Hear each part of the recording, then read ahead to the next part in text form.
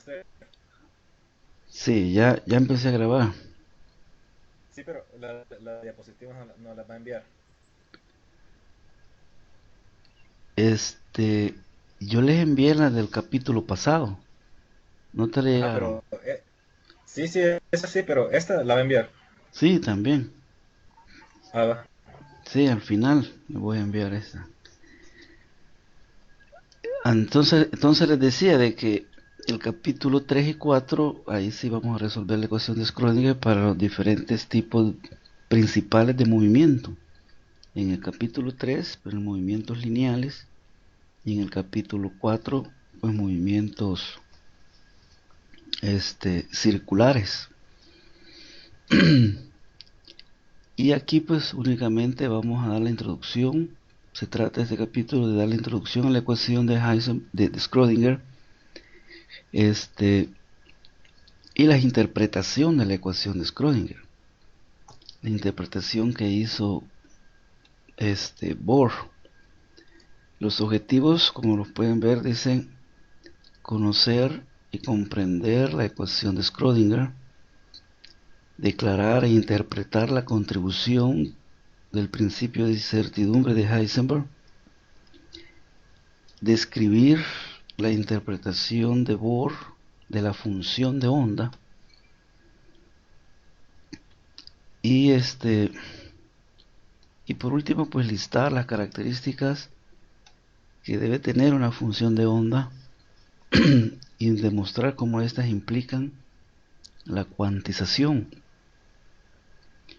Voy a cambiar de... Voy a agarrar un lápiz porque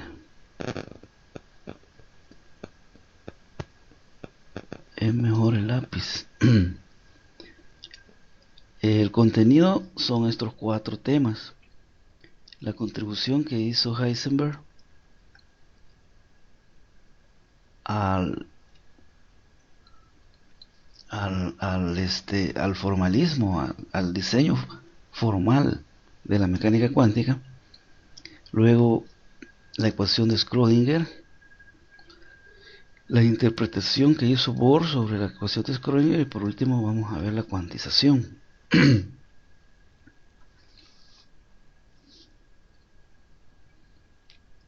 Así que empezamos con,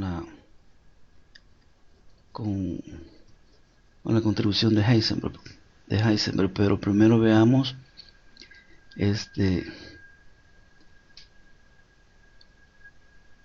algo sobre la ecuación de Schrödinger.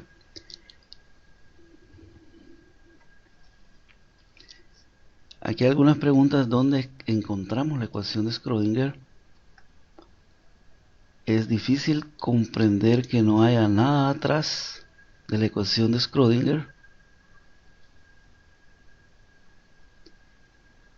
Y y nos vamos a dar cuenta de que si hay algo, o sea, no se puede crear un conocimiento de la nada. Todo tiene una evolución en el conocimiento. Todos los científicos pues han partido del conocimiento de otros para hacer los cambios y las innovaciones en ciencia. Así que vamos a ver de dónde es que resurge esta ecuación, pero la clave está en la contribución que hizo Heisenberg. Tenemos de la física clásica, eh, aquí hablamos sobre posición, movimiento, lineal o otro tipo de movimiento, y todas son en función del tiempo. Todas las ecuaciones de la física clásica de movimiento, de mecánica clásica, todas incluyen al tiempo, como esta que se presenta aquí, las ecuaciones de Newton. Todas tienen explícitamente el tiempo como una variable, como una observable en la ecuación. Y vamos a notar más adelante de que en las ecuaciones cuánticas el tiempo no necesariamente está explícito. en una ecuación.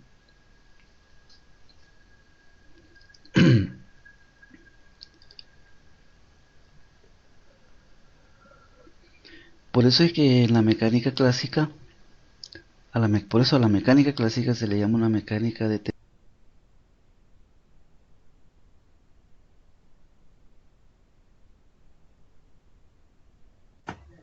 Más te se le desactivó el audio. lo desactivó. Ya lo activé. Esa mecánica clásica es determinista porque determina la posición y el tiempo, o mejor dicho, la posición y el momento. Y en el momento está el tiempo explícito, porque es velocidad y en la velocidad ahí está el tiempo. En la ecuación de Newton, pues ahí obviamente aquí está el tiempo explícito. Esta es la forma diferencial de la ecuación de Newton, donde la fuerza es igual a la masa por la segunda derivada de la posición con respecto al tiempo. Porque la velocidad es la primera derivada con respecto al tiempo y la aceleración es la segunda derivada con respecto al tiempo. Esto que está aquí es la aceleración. Entonces el tiempo está explícito en la ecuación. Además, pues que estas ecuaciones de Newton son vectoriales. Esa es otra. Entonces veamos qué pasa si aplicamos las ecuaciones de Newton en el movimiento armónico en una dimensión, ¿verdad? La fuerza viene dada por esta ecuación. Fuerza es igual a menos K por X, que X es la que está en función del tiempo. Donde esta K es la constante, es una constante de Hooke o el módulo de Young, como pues le pueda llamar. Entonces, si sustituimos la fuerza en la ecuación de Newton, aquí la he sustituido, y ordenamos esta ecuación en forma de un polinomio, o igual como decimos igualarla a cero, tenemos esta expresión. Esta expresión es una ecuación diferencial de segundo orden porque la derivada es segunda derivada al cuadrado. Es una ecuación de segundo orden con coeficientes constantes. Más adelantito vamos a ver cómo se resuelven. Yo les he dado la tarea de que lean un poco de esto, de cómo se resuelven este tipo de ecuaciones, ¿verdad? No es complicado, se usan teoremas, ¿verdad? Teoremas matemáticos para poder resolverlo. Pero hay que estar leyendo. A Katiana le presté un libro de ecuaciones diferenciales donde está bien detallado hasta llegar a las ecuaciones diferenciales ordinarias de segundo orden con coeficientes constantes. La solución de esta ecuación diferencial es esta que está aquí. X de t es igual a por el coseno de wt, donde w es k sobre m a la 1 medio. El momento está definido como masa por la primera derivada de x con respecto al tiempo, que es la velocidad. Así que si tomamos la derivada de esta ecuación solución con respecto al tiempo, tenemos que el momento de esa partícula que se está moviendo armónicamente, está oscilando, viene dada por esta expresión, menos a por m, w es la frecuencia por el seno de wt. A es la amplitud. Esta a resulta de la solución de la ecuación diferencial de segundo orden, que si recuerdan cuando integramos la integral definida, la integral indefinida, siempre le sumamos una constante c. Pues por ahí viene esta constante a en la solución, porque para resolver las ecuaciones diferenciales también se usan integrales. Así que esta es una constante que resulta que es la amplitud del movimiento oscilante. Entonces, aquí estaba cerca. Estos son los teoremas, ¿verdad? Para que los que ya leyeron van a entender un poco más. Los que no hayan leído sobre ecuaciones diferenciales, yo les recomiendo que lo hagan. Las ecuaciones diferenciales homogéneas con coeficientes constantes, hay dos tipos de caso. Caso de raíces complejas y el caso de raíces reales. Para una ecuación diferencial de este tipo, en la ecuación 1, que se pueda escribir de esta manera, en donde y doble prima es la segunda las primas, los apóstrofes estos implican una derivada. Así que y doble prima es la segunda derivada de y. A pues es un coeficiente, y prima es la primera derivada, b es un coeficiente y y es la función. Entonces las ecuaciones diferenciales se escriben en forma de un polinomio y el teorema dice lo siguiente: en el primer caso, si a cuadrado menos 4b es mayor que 0, donde estos a y b son los coeficientes de la ecuación, noten que y doble prima no tiene coeficiente. Por eso es que hay que escribir la ecuación diferencial en esta forma. La ecuación anterior, cuando la igualamos a 0, quiero volver atrás, pero esto no funciona.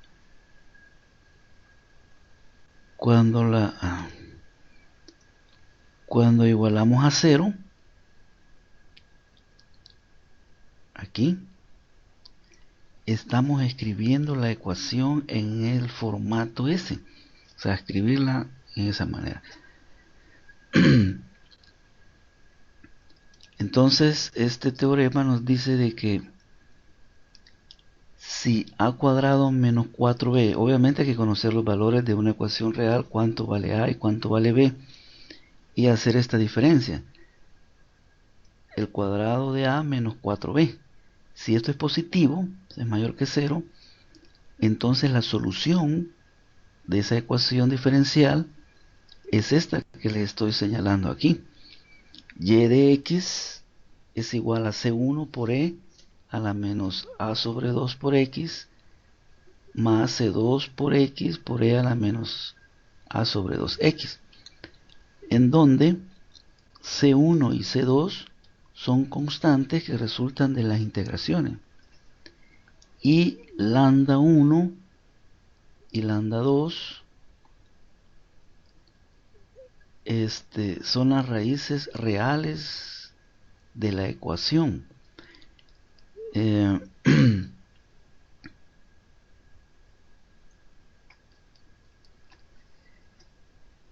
el caso en el caso 2, puede ser que la diferencia de a cuadrado menos 4b sea igual a 0. En este caso, las raíces son iguales a menos a sobre 2, a medios. Aquí va el lambda, porque este a menos a sobre 2 es lambda en esta expresión. Así que la solución en este caso tendrá esta forma. Como ven, es una suma es una suma de, de funciones a lo que se le llama combinación lineal. Esta ecuación, solución, bueno, estas dos, para estos dos casos, se le llama ecuación general, ecuación solución general. General, ¿por qué? Porque no conocemos cuánto valen los coeficientes C, C sub 1 y C sub 2. Para conocerlos debe de aplicarse las condiciones de frontera. Y entonces la ecuación general se vuelve una ecuación particular. Particular quiere decir que es la solución de el caso que estamos estudiando, del caso particular que estemos estudiando.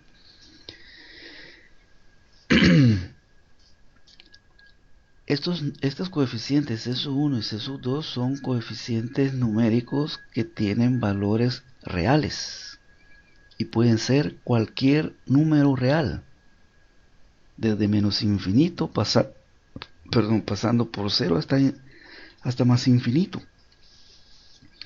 De ahí que las ecuaciones generales no nos sirven de mucho. Sin conocer esos coeficientes no nos sirven de mucho, solo que tenemos que aplicar las condiciones de frontera para encontrar la ecuación solución particular. Y en esto es que se basa, les digo, en este resultado matemático, es que se basa en las computadoras cuánticas. Porque cada uno de estos términos tiene infinitas soluciones y todas son solución de la ecuación diferencial. Todas las infinitas soluciones, dependiendo del valor que tomen los coeficientes, todas ellas son solución de la ecuación diferencial. Entonces, cuando se diseña un procesador cuántico, es que el procesador va a tener una combinación de soluciones infinitas. Esto significa que esa computadora va a hacer infinitas operaciones al mismo tiempo. Las computadoras actuales no hacen infinitas operaciones al mismo tiempo. Estas hacen una operación a la vez, pero como la hacen bien rápido, tenemos que son bastante veloces, bastante rápidas. Pero ahora imagínense una computadora que hace infinitas operaciones a la vez. Esto llevaría a que será posible guardar infinitos datos en un procesador que sea cuántico. Por eso es que se han creado procesadores, todavía no han llegado y están muy lejos de llegar a un procesador con infinitos canales para hacer infinitas operaciones a la vez. Imagínense infinitos canales. Los procesadores de silicio solo tienen un canal, solo uno, y por ahí van pasando toda la información una a la vez. Ahora imagínense infinitos canales donde pase infinitas operaciones a la vez. Tendrían una velocidad increíble. Podrían almacenar infinita cantidad de información. Ya han hecho computadoras cuánticas de 8 canales. De 8 canales con un canal en el rango de las que tenemos ahora de 8, de 10 gigahertz de velocidad. Son muy poderosas. Encriptar, por ejemplo, un código en una computadora de esas habría que hacer Hijo, montón de operaciones. Por eso es que esa es la carrera que tiene el mundo. Que desarrolle la primera computadora cuántica funcional de la mayoría de canales. Y esos canales son los estados cuánticos de átomos. Estados cuánticos de energía de los átomos. Entonces, quien desarrolle eso va a dominar el mundo. Por eso les decía el otro día de la noticia que leí que entre China y Estados Unidos y Rusia en eso están, en esa competencia. Quien desarrolle las computadoras cuánticas va a tener armas cuánticas imposibles de descifrar, súper rápidas y bueno, el pero este es el caso que nos interesa, porque la ecuación de Schrödinger es una ecuación con coeficientes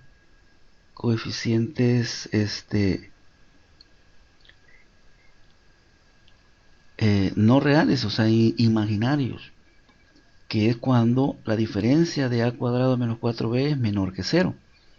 Entonces se define el teorema, define lambda 1 como alfa más i por beta, lambda 2 como alfa menos i por beta, que son números complejos. Y la solución viene dada por esta ecuación, y de x igual a e elevado a la alfa x, esto multiplicado por C1 por el coseno de beta x más C2 por el seno de beta x, en donde alfa es menos a sobre 2 y beta es igual a la raíz de 4b menos a cuadrado sobre 2. Y las constantes C1 y C2. O sea, estos son los teoremas ya sacados, ¿verdad? Cuando ustedes vayan leyendo sobre las ecuaciones diferenciales, lean la demostración de estos teoremas para que sepan de dónde es que sale esta solución y comprendan mejor la... Entonces regresemos.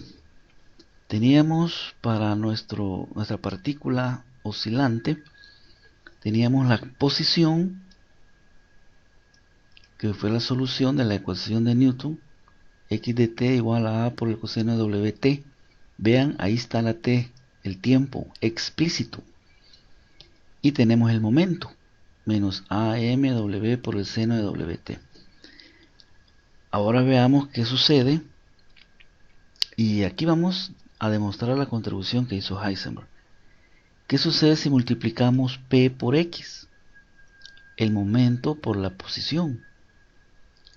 Aquí he hecho yo la multiplicación. Nos queda menos m por a cuadrado por w por el coseno de wt por el seno de wt. Y si multiplicamos, ahora ya no p por x, sino que esta es una simplificación. Hay una identidad trigonométrica que el coseno por el seno es igual al el seno de 2 veces el argumento del... No, aquí está la cosa. Si multiplicamos entonces ahora x por p, no p por x, sino que x por p, entonces nos da esta expresión, que simplificada nos da esta otra. Si ahora realizamos x, la diferencia x por p menos p por x, esto trivialmente nos da 0. Sabemos que estas expresiones son expresiones algebraicas, en donde en las expresiones algebraicas cabe la propiedad conmutativa de la matemática. La propiedad conmutativa dice que a por b es igual a b por a. Entonces, estas funciones, tal como están, expresiones algebraicas, son conmutativas y por eso x por p menos p por x es 0. Pero resulta de que Heisenberg encontró algo en donde x por p menos p por x no es cero, sino que es i por h barra. Se recordarán que h es la constante de Planck y que habíamos hablado de que h barra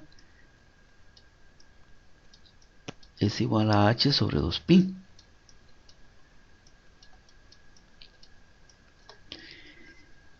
Esto lo demuestra la demostración de esta ecuación, que es la contribución de Heisenberg, está fundamentado en un teorema matemático que es el teorema de Cauchy, ¿verdad? Nosotros no vamos a demostrar esto porque es algo complejo. Lo que sí es importante saber qué fue lo que hizo que Heisenberg pensara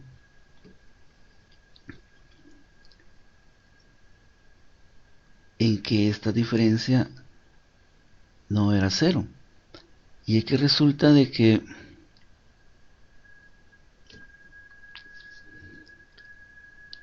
las cantidades, las observables, posición y momento, saben, el momento es un vector. Cuando tenemos una multiplicación a, digamos, por 2,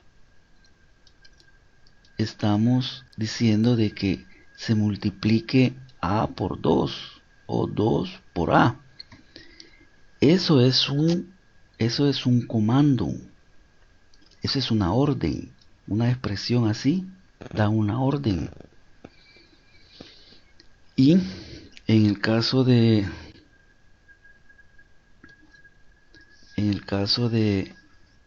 estas variables, pues él las tomó como comandos,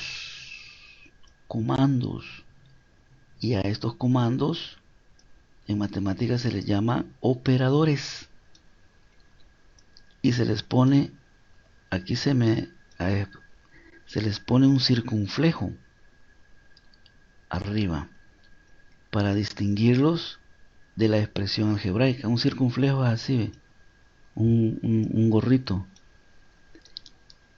Estos operadores son órdenes, y los operadores no son conmutativos. Eso es lo que encontró Heisenberg en el teorema de Cauchy, que demostró. Y aquí lo podemos demostrar. Entonces dice Heisenberg que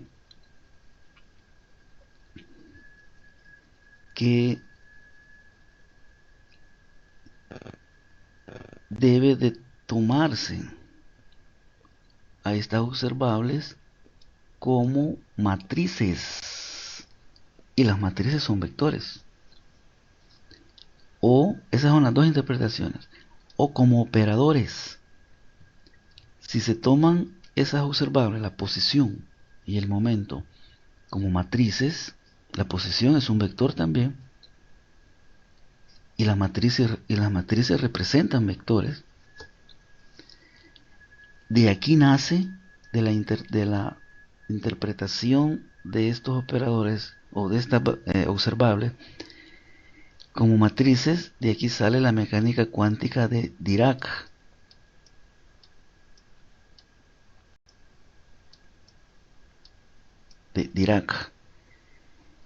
Y la interpretación de estas observables como operadores, de aquí sale la mecánica cuántica de Schrödinger. No me va a acabar el nombre.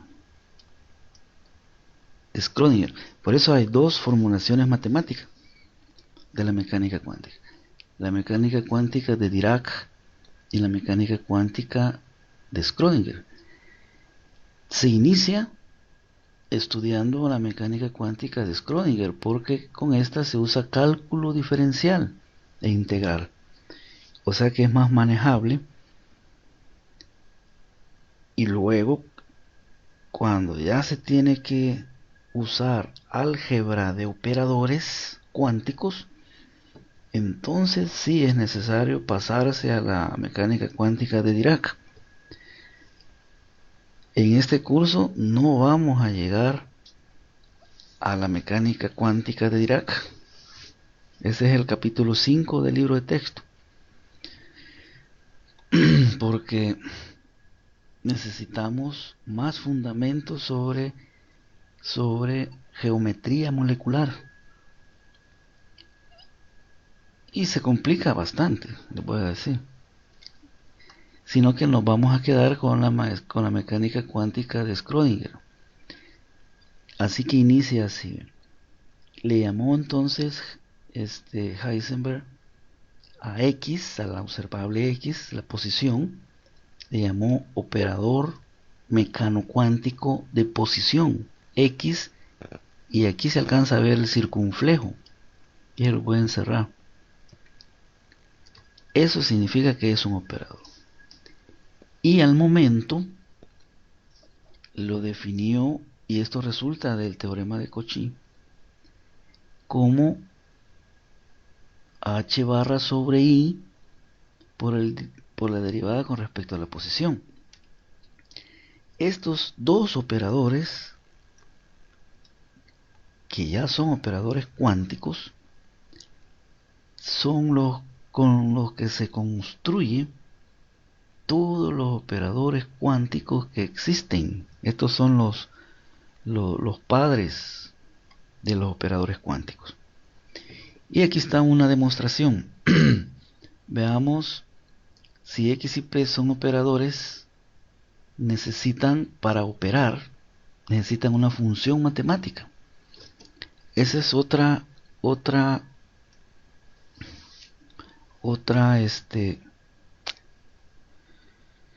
nomenclatura que hay que conocer, ¿verdad? Cuando multiplicamos 2 por, este es el comando, el operador, 2 por, se necesita alguien sobre que actúe esta orden. Así que aquí necesitamos una función matemática sobre las cuales opere ese operador. Esa función matemática es la función psi. Se usa esta en cuántica. Es una letra griega minúscula que se llama psi. Así que tenemos que ponerle a la par la función de onda psi a los dos lados de la ecuación para que operen. Veamos qué sucede. Esta es la demostración. XP sobre psi. Aquí es muy importante el orden, porque los operadores, como no son conmutativos, no podemos poner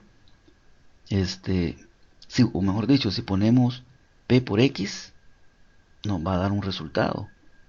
Y si ponemos XP o X por P, eso nos va a dar otro resultado. Y noten el formato. El operador mecano cuántico se escribe a la izquierda y a la derecha la función. Y cuidadito con mover de posición estas cosas porque dan resultados diferentes. Cuando se está haciendo aquí el álgebra de estos operadores, hay que respetar las posiciones de cada una de los operadores y obviamente la función. Entonces veamos X por P sobre la función psi. Esto sería X, escribimos el operador, y el operador mecano cuántico de posición X es igual a X. O sea que lo cambiamos a la forma algebraica sustituyéndolo por X.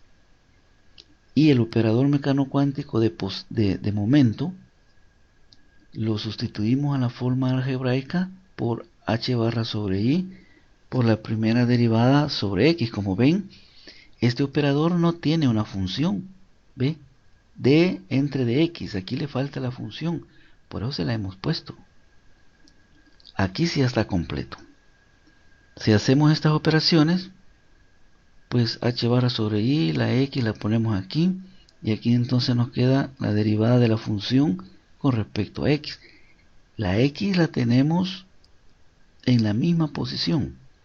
Como no conocemos la expresión matemática de la función psi, entonces esa derivada va a quedar indicada. Ahora hagamos la forma contraria. Ahora multipliquemos p por x operado sobre la función psi. Esto será, sustituimos p por su expresión algebraica, luego x por psi. Ahora notamos de que hay una derivada. Hay una derivada que está operando sobre x y sobre psi. Pero psi es una función de x, o sea que aquí hay una derivada indicada de un producto de funciones.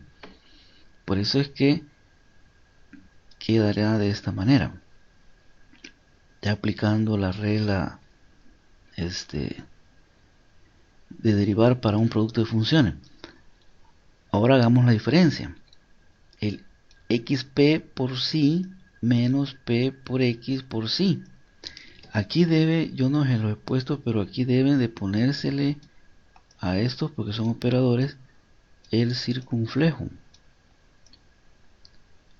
A todo esto. Para no confundir. Esta x que está aquí ya no es operador, sino que ya se ha sustituido porque el operador mecano cuántico de posición es igual a x. Entonces, al hacer la diferencia y simplificar, ¿verdad? Esto es una álgebra sencilla. Aquí sí ya podemos mover, porque ya no son operadores. Ya podemos manipular esto algebraicamente como sabemos de álgebra, porque ya no son operadores.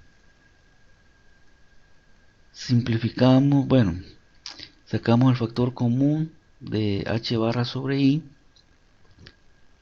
y también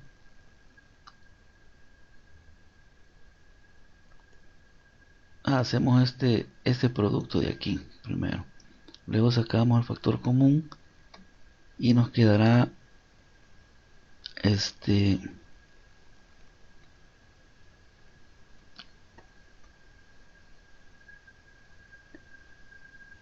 déjenme ver.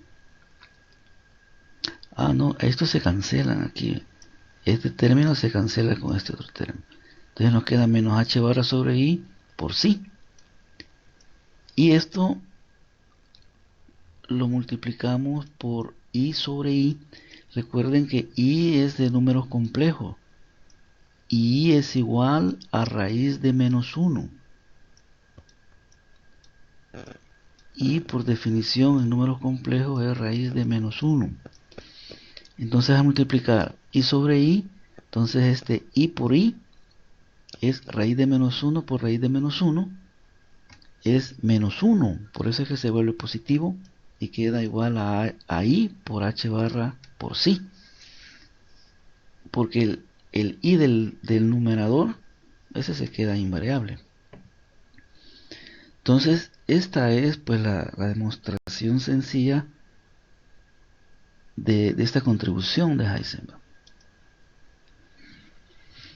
Ahora veamos, ahora ya tenemos los operadores en mecánica cuántica para medir, aunque no se mide experimentalmente, sino que se hacen cálculos teóricos. Para hacer cálculos teóricos sobre una observable, o sea, querer calcular, por ejemplo, la posición de una partícula o el momento de una partícula, necesitamos un operador mecanocuántico. Y ya van a ver, la energía total se define, y seguimos con el caso de una partícula oscilante, o sea, con el oscilador armónico. Esa energía total es la suma de la energía cinética más la energía potencial. La energía cinética sabemos que es un medio por la masa multiplicado por la velocidad al cuadrado. Esto en función del momento lineal es igual a p cuadrado sobre 2m. Y esto basta con multiplicar esta expresión, aquí, esta expresión que les marco, por m sobre m. A multiplicar por m sobre m, nos quedará un medio de la masa cuadrado por la velocidad al cuadrado. A ver si me cae aquí. No me ocupa, y lo voy a hacer ahí. Queda un medio por la masa al cuadrado por la velocidad al cuadrado entre m. Y masa por velocidad es el momento. Y como están al cuadrado los dos, por eso resulta en p al cuadrado entre 2m. O sea, esta es la expresión clásica, la física clásica para la energía cinética en función del momento lineal. La energía potencial, pues usamos la energía potencial armónica, la energía potencial elástica, que es un medio de k por x cuadrado.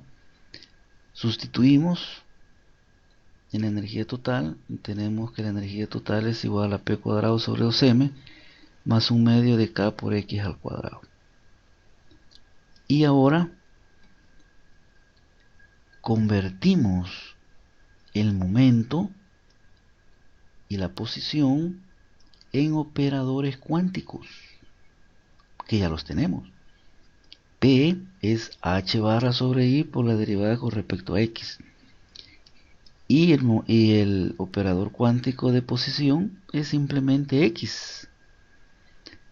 Así que bueno, ahora simplificamos. Si simplificamos, nos quedará h barra, esto está al cuadrado, esto está al cuadrado, quedará h barra al cuadrado entre i cuadrado, pero i como vale menos 1, raíz de menos 1, eso elevado al cuadrado es menos 1. Por eso aparece el signo menos aquí. Esto entre 2m queda aquí por la segunda derivada con respecto a x, está al cuadrado, más un medio de kx cuadrado. Esta energía, como ven, no hay función. Aquí falta una función, que hay un vacío, ¿no? No hay función. Esto es el operador de energía total. Y ya ven, ya lleva una ecuación, ya lleva la constante h. O sea, este es el operador mecanocuántico de energía total. De energía total. Ahora le ponemos la función. Tenemos entonces la energía multiplicado por sí y el operador multiplicado por sí. Voy a ponerle aquí por sí y aquí por sí, y luego esta sí se distribuye y aquí está distribuida. Esto le damos vuelta,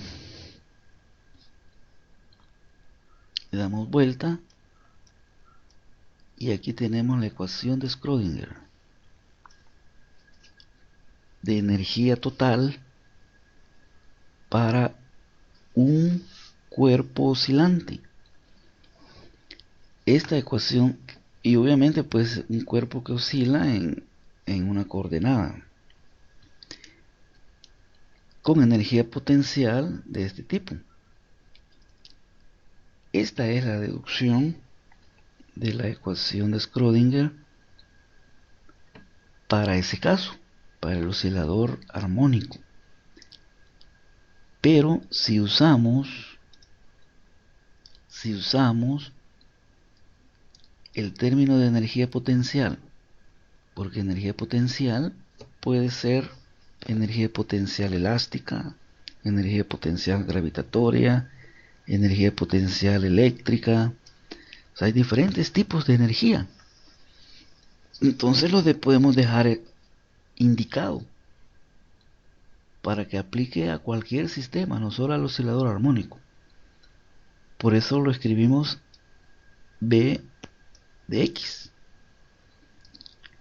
Y esta es la ecuación de Schrödinger general para cualquier sistema de energía total.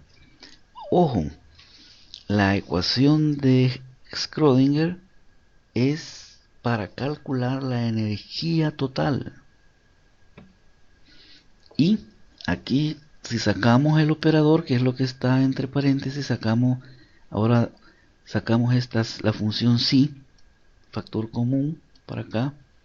Esto que está entre los paréntesis tiene nombre y se llama operador hamiltoniano.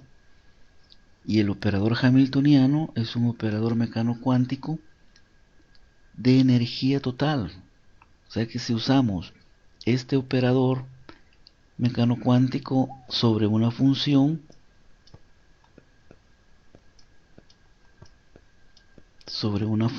cualquiera,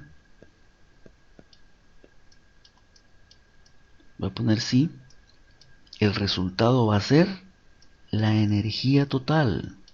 La energía total. Y aquí está la ecuación, estoy escribiéndole, aquí está. Y se genera en el proceso, cuando se opera el hamiltoniano sobre la función psi, se obtiene la energía total y se genera la función sobre la cual se ha operado. Este tipo de ecuaciones tienen nombre. Ecuaciones en donde son ecuaciones diferenciales. Una ecuación en donde un operador, después de operar sobre una función, se obtiene la magnitud de la observable y se reproduce o se genera la función matemática, se llaman ecuaciones de valor propio. Tienen esta estructura. Al operador se le llama operador de valor propio. A la función se le llama función de valor propio. A la magnitud de la observable del operador se le llama valor propio y tiene esta estructura. Así que la ecuación de Schrödinger es una ecuación de valor propio. Y, como les decía, esto puede escribirse de acuerdo, esta es la forma compacta, ¿no? Donde el operador hamiltoniano queda indicado. Yo aquí lo he hecho con una H mayúscula, pero en los libros, en la verdad no es una H, sino que es esta letra que yo hice aquí, que parece H, es una letra griega. Pero como quizás no lo encontré, vamos a ver, a la hora que estuve haciendo esto. Así es el operador hamiltoniano. Pero igual si le ponen H no hay problema. Si quisiéramos calcular la posición, Master, ¿sí?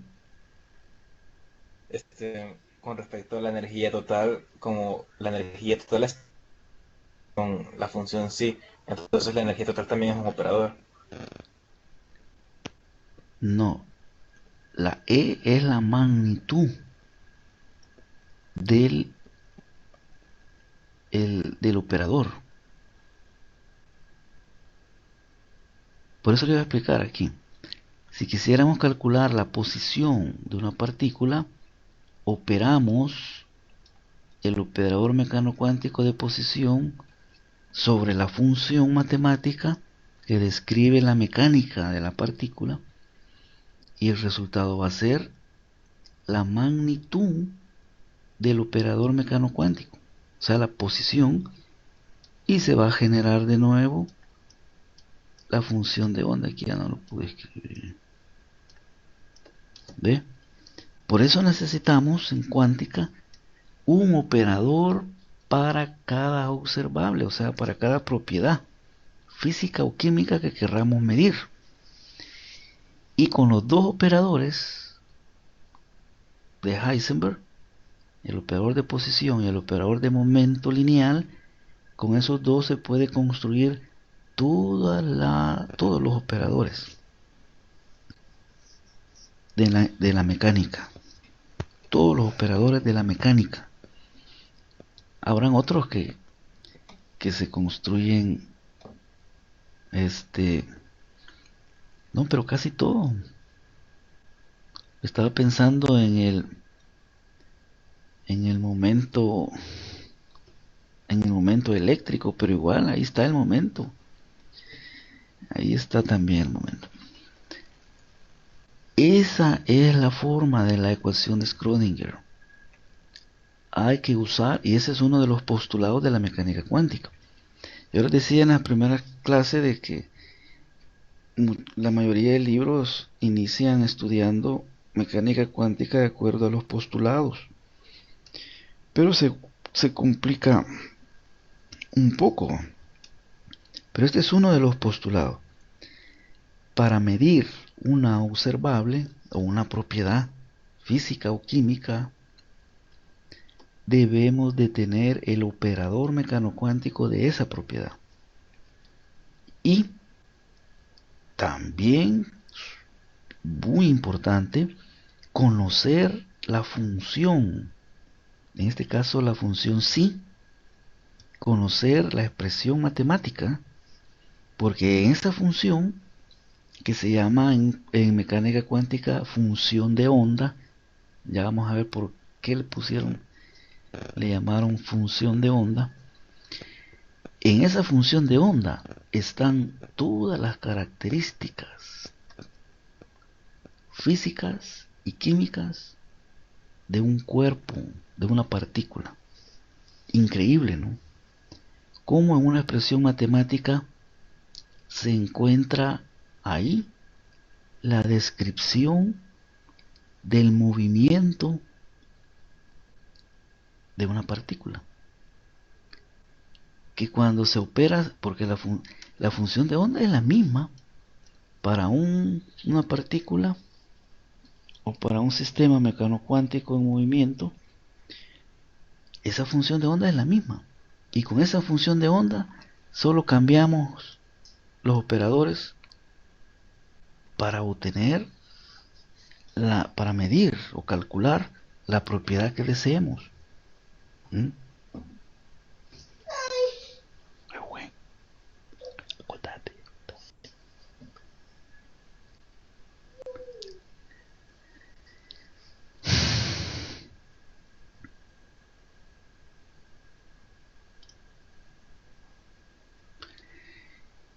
Y aquí está el operador hamiltoniano. Aquí tenemos el operador hamiltoniano para una partícula. Fíjense que la masa es de una partícula. Todavía no hemos hablado de dos partículas. De una partícula. Este es en 3 dimensiones. Al cambiar a 3 dimensiones, entonces debemos de cambiar la derivada ordinaria a una derivada parcial. Y también pues de segundo orden. O sea, este es el hamiltoniano en 3 dimensiones. La energía potencial que queda pues general, ¿va? En X, Y, Z, y esta aún, porque hay energías potenciales que también son función del tiempo, pero ya vamos a ver eso después. Ahorita consideramos que la energía potencial no cambia con el tiempo. Pero noten que en este hamiltoniano no está el tiempo. No está el tiempo. y calcula la energía de una partícula moviéndose y el tiempo no está. No está explícito, ni implícito, no está. Eso es raro, por la costumbre que tenemos, que las ecuaciones de movimiento todas llevan el tiempo ahí. Aquí no está, ¿ve? Este es el gradiente en coordenada x, y z, y esta es la energía potencial. Como les acabo de decir, cuando la energía potencial no cambia con el tiempo, entonces el tiempo no está ahí. Aquí no hay ninguna variable, ni explícita ni implícita, que sea el tiempo. Y eso tiene unas consecuencias bien importantes en mecánica cuántica. Esto que está en paréntesis, la segunda parcial respecto a x, más la segunda respecto a y, más la segunda respecto a z, esto tiene un nombre y es el operador laplaciano. Y esto no es de cuántica, esto es matemática. Así se le llama al operador laplaciano cuadrado a este. También existe el laplaciano que no es cuadrado. Pero me está pintando esto. El laplaciano nada más es... Master. ¿Cómo no? ¿Sí? Master. Entonces cuando utilicemos el Laplaciano le estamos quitando el carácter vectorial a la ecuación, ¿verdad? Sí, O sea, aquí... de por sí Esto ya... la ecuación de, o sea, bueno, o sea, como veníamos anteriormente, no venía de una definición vectorial, pero, sí, pero al introducir ya la Laplaciana se ve que en las tres coordenadas sí ya definitivamente como que se, se dicta que no es vectorial la ecuación, ¿verdad? Sí, porque ya sustituimos los operadores. El operador hamiltoniano, así en términos de operadores, estaría así.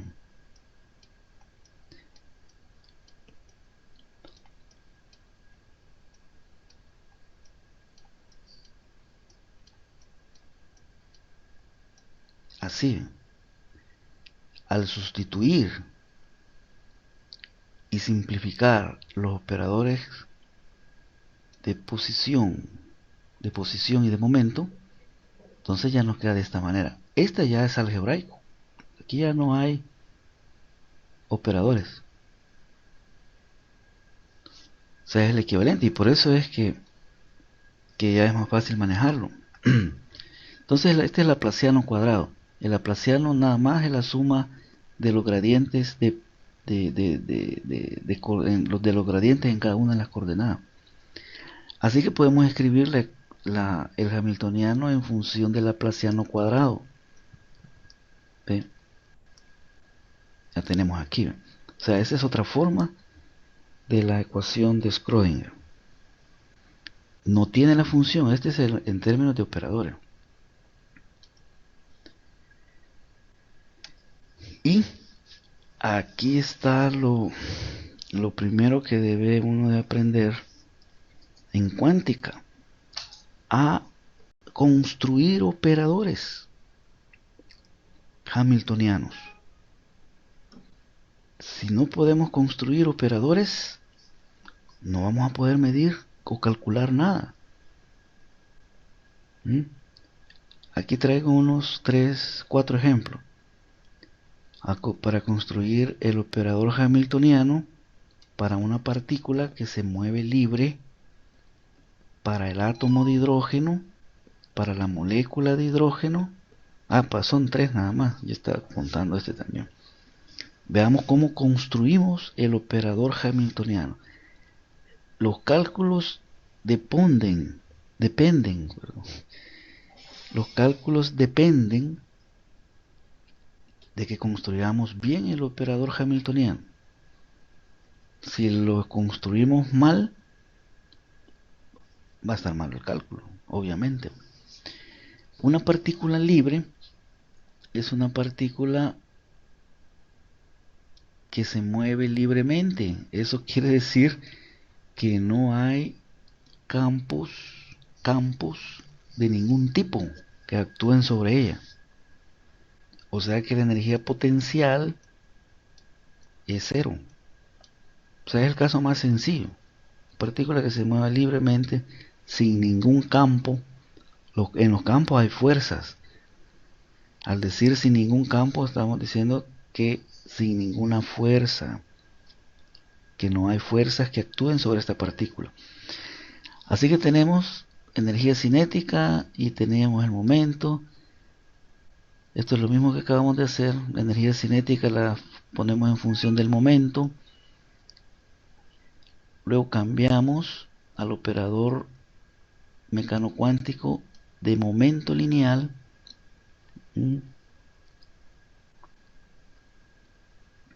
Que lo tenemos aquí. Este es el operador. Aquí le falta el circunflejo. Sustituimos, simplificamos y nos queda el operador de energía cinética, que es este, y el operador de energía potencial, como es cero, pues se elimina. Así que este es el hamiltoniano. Esta es la expresión del hamiltoniano para una partícula libre. Y en 3 dimensiones, pues esta otra. Ahora voy a regresar atrás. El operador hamiltoniano tiene 2 componentes. 2 componentes. Esto lo tengo bien manchado, voy a cambiarle de color. Tiene 2 componentes. Toda esta de aquí es una componente, no componente, sino que un término, un sumando. Y tiene otra, que es esta otra de aquí. La primera, el primer término es el de energía cinética. Y el segundo término es el de energía potencial. Porque eso hay que identificarlo. Miren cómo quedó este. Solo con un término, porque no hay energía potencial. Ese es el operador sobre una partícula libre. Veamos qué pasa con el átomo de hidrógeno. En el átomo de hidrógeno se recuerdan que el átomo de hidrógeno tiene un protón en el núcleo y tiene un electrón fuera del núcleo, aunque no esté moviéndose de forma circular, porque no es así, pero hay un electrón que se está moviendo alrededor del protón. O sea, son 2 partículas cargadas, una con carga positiva y otra con carga negativa.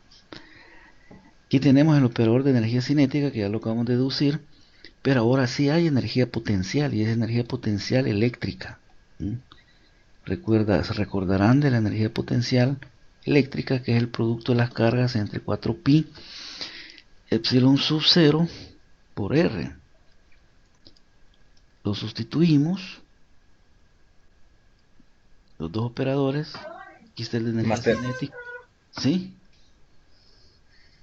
¿Sí? pero se ocupa el potencial o la energía potencial. Es que este es el potencial eléctrico.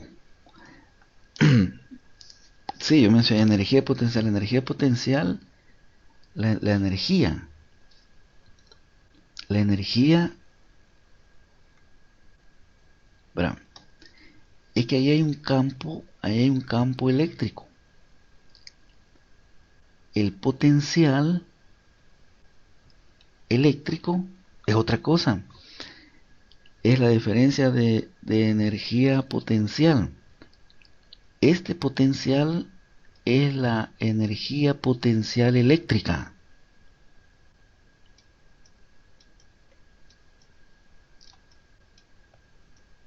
Vamos a ponerlo así. O sea, no es el potencial porque eléctrico. Esta es la energía potencial eléctrica.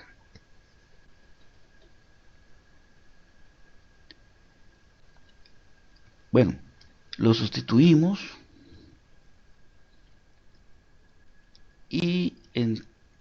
dimensión en 3 dimensiones, cambiamos a laplaciano para hacerlo más cortito, y aquí tenemos el hamiltoniano para el átomo de hidrógeno. Pero ojo, aquí hay algo. Esta masa que está aquí es la masa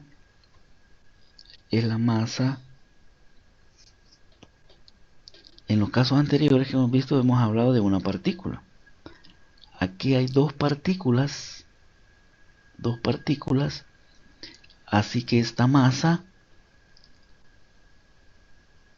es la masa del electrón cuando el movimiento relativo, porque el átomo de hidrógeno, cuando se mueve el átomo de hidrógeno, se mueve el protón y el electrón, pero la velocidad con que se mueve el electrón es mucho mayor que la velocidad con que se mueve el protón. Un átomo de hidrógeno en el espacio tiene una velocidad bien pequeña comparada con la velocidad del electrón alrededor del núcleo, que es casi la velocidad de la luz. Entonces, en el movimiento relativo, una de las aproximaciones que se hacen para reducir la complejidad es tomar el movimiento relativo del electrón con respecto al protón. Si nos montáramos en el electrón y viéramos hacia el protón, veríamos que el protón no se mueve, porque el electrón va súper rápido. Esa es una de las aproximaciones de Frank Condon, o sea, cuando supone que el protón no se mueve, y es lo más sencillo. Si el protón se moviera, entonces deberíamos de tomar también un hamiltoniano para el movimiento del protón. Y entonces el hamiltoniano total sería la suma de los dos hamiltonianos. El hamiltoniano del electrón más el hamiltoniano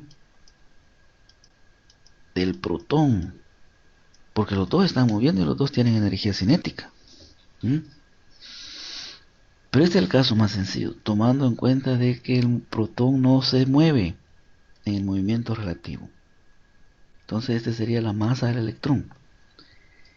Y si no, pues tendríamos que tener dos hamiltonianos.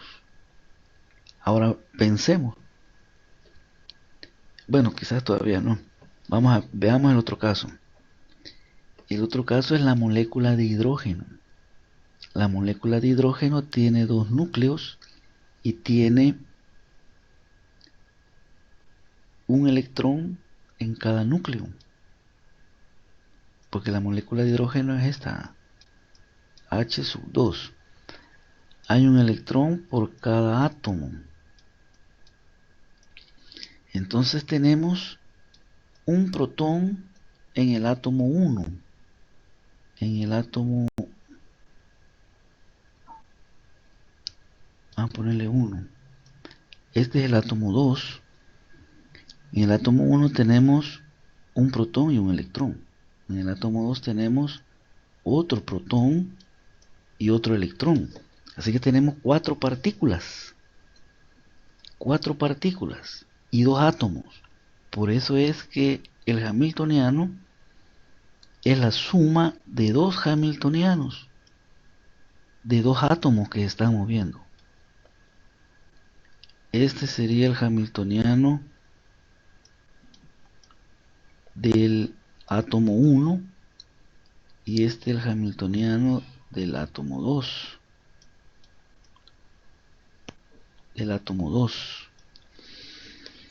Y estos son los componentes de energía cinética. Pero se complica con los componentes de la energía potencial eléctrica. Porque estas partículas interactúan, como tienen carga. El protón 1 interactúa con el electrón del átomo 1. El protón 1 también interactúa con el electrón del átomo 2. Y también el protón 1 interactúa con el protón del átomo 2. Y esos son todos los términos que están aquí. Uno entre las distancias entre el protón 1A, 1B. Protón 2 con A, el electrones son los A. Protón 2 con A, protón 2 con B. Y por último también interactúan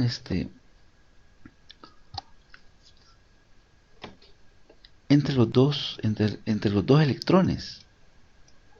Dos electrones también interactúan. Por eso que hay unos términos que son positivos, es cuando están interactuando las mismas cargas, y otros términos que son negativos cuando son las cargas contrarias. Aquí tenemos la R12, que es la distancia electrón-electrón, y la R es la distancia protón-protón. O sea, este es el término de protón-protón. La R12, la distancia electrón-electrón. Ahora, miren el hamiltoniano. Eso es una ecuación bien complicada. ¿Cuántas variables no tiene esta ecuación? Cada laplaciano tiene 3 variables. Este otro tiene 3 variables. Más estas otras, las R's, 1, 2, 3, 4, 5, 6, 7, 8, 9, 10, 11, 12. Ahí hay 12 variables. Y una ecuación nada más. Esto no se puede resolver. ¿Cómo resolver una ecuación que tiene 12 variables? Ni tampoco las anteriores. Esta ecuación tiene 3 variables, x, y, z y r. Son 4 variables. Y una sola ecuación. Si le ponemos aquí, convertimos esto en ecuación, le ponemos el sí. Y esto nos da la energía por sí. Esta ecuación tiene 4 variables y es solo una ecuación. No se puede resolver. Y eso es lo complicado en cuántica, que para resolver, y estos sistemas de 2 solo son 2 partículas, imagínense. Y no se puede resolver. Esta ecuación que está aquí de una partícula, esta sí se puede resolver, porque solo tiene una variable, ¿ve? Y una ecuación. Es así. Esta de 2 partículas, tal como está escrita aquí, no se puede resolver, porque tiene 4 variables. Pero sin embargo hay un truco para resolver esta ecuación. Y el truco es usar las posiciones relativas y la masa relativa y la masa reducida, perdón. La masa reducida es nu. Esto lo vamos a ver más adelante, no se preocupen. Es la multiplicación de las masas entre la suma de las masas. Esta es la masa equivalente. Esto es parecido cuando se ven los arreglos de resistencia, que uno calcula resistencia equivalente. O sea, que es la resistencia que se comporta igual al arreglo de resistencia, o de capacitores. Pues igual en las masas. La masa reducida es la masa equivalente, que es la masa que se comportaría como un centro de masa, que se mueve junto con las dos masas. Entonces, esta todavía puede resolverse tomando las posiciones relativas y las masas reducidas.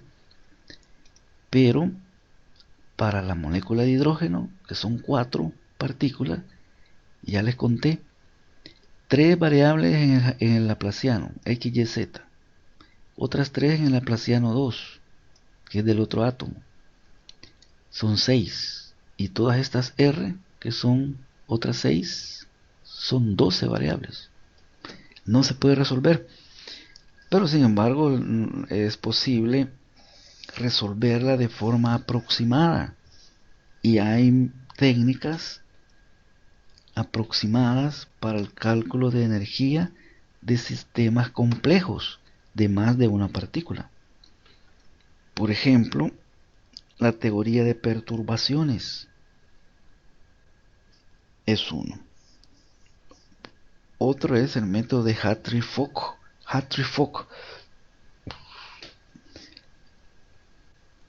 Eso no lo vamos a ver, pero ya les cuento, sí se pueden resolver de manera aproximada y bastante aproximada. Ahora imagínense el átomo de hierro que tiene 26 electrones, o la molécula de, de flúor que tiene un montón de electrones y son dos, salen mucho más partículas. Esos sistemas son complicados. Para resolver esas ecuaciones no se pueden resolver a mano.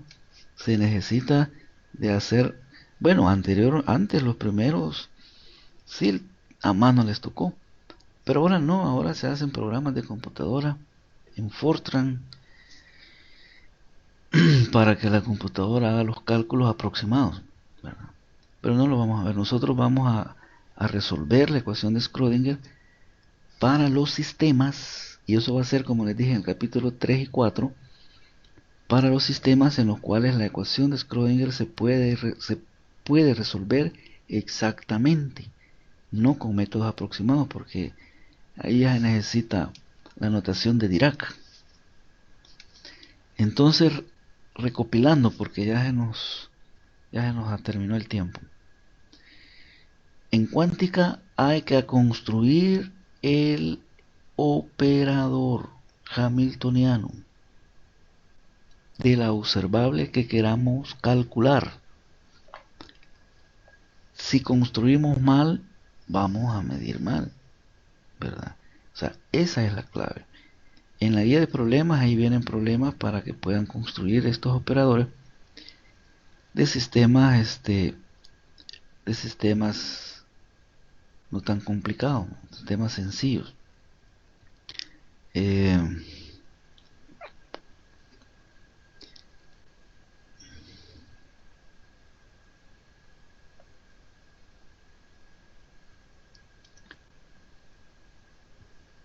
Déjenme ver por aquí.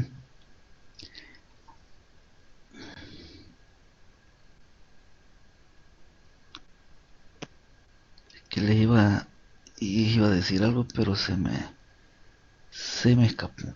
Esto. Por cada partícula hay un operador hamiltoniano. Por cada partícula hay un operador hamiltoniano, y cada operador hamiltoniano por lo menos tiene 4 variables, ¿verdad?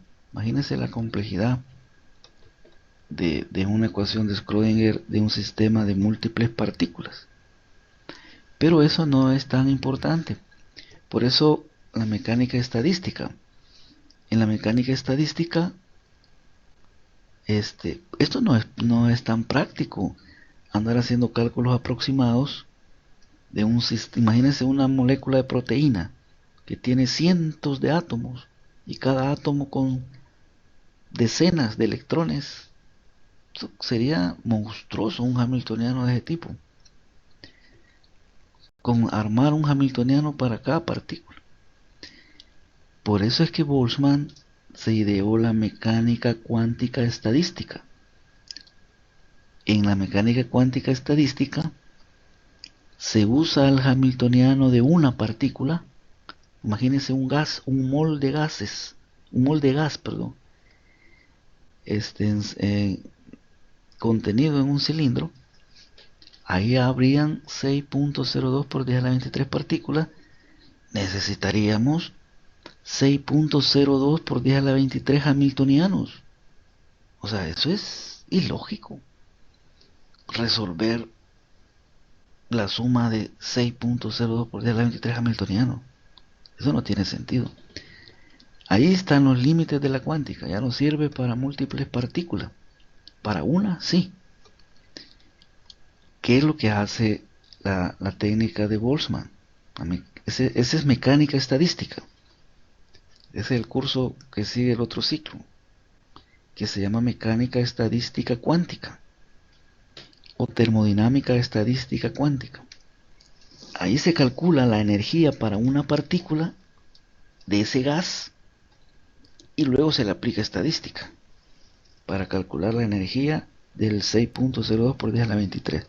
no hay que andar armando 6.02 por 10 a la 23 hamiltonianos. ¿Mm?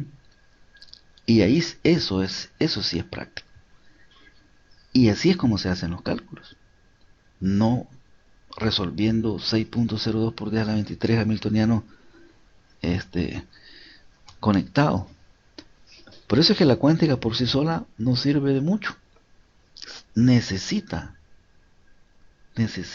a la mecánica estadística para poder hacer cargo. Las dos juntas son una herramienta súper poderosa que no hay que andar haciendo experimentos. Quiero medir la posición, quiero medir la energía potencial, quiero medir el potencial eléctrico o el potencial químico, pues entonces construyo el operador cuántico de esa propiedad. Y si conozco la función de onda, entonces puedo calcularla. Y de eso se trata, resolver la ecuación de Schrödinger. Se trata de obtener, en el caso del hamiltoniano, obtener la energía total y también conocer cuál es la función de onda, la expresión matemática. Y con la función de onda, entonces podemos calcular cualquier propiedad física, química, biológica, lo que sea, lo que sea. Bueno, vamos a quedarnos hasta aquí porque a continuación es otro tema. Si tienen, si tienen alguna pregunta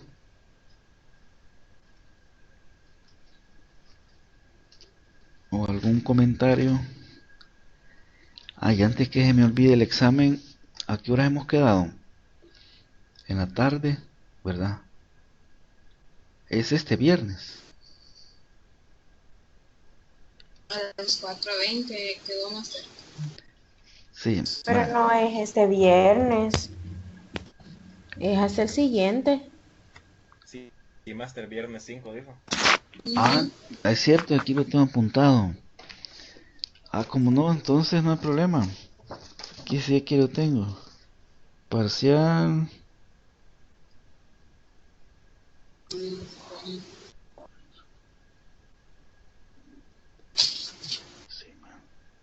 Sí, va, no, está bien. Por eso les preguntaba porque yo andaba haciendo cuenta de que era este viernes. No, entonces estamos bien. Estamos bien para el siguiente viernes. Eh, este, nos vemos entonces, nos encontramos aquí el próximo lunes para seguir con esta clase. Este capítulo es algo corto, ¿saben? Vamos a tener, y además como de esta manera se avanza bastante, a lo mejor son 17:30, a lo mejor una clase más y terminamos con este capítulo. Bueno, voy a detener, si no tienen alguna pregunta, voy a detener la grabación.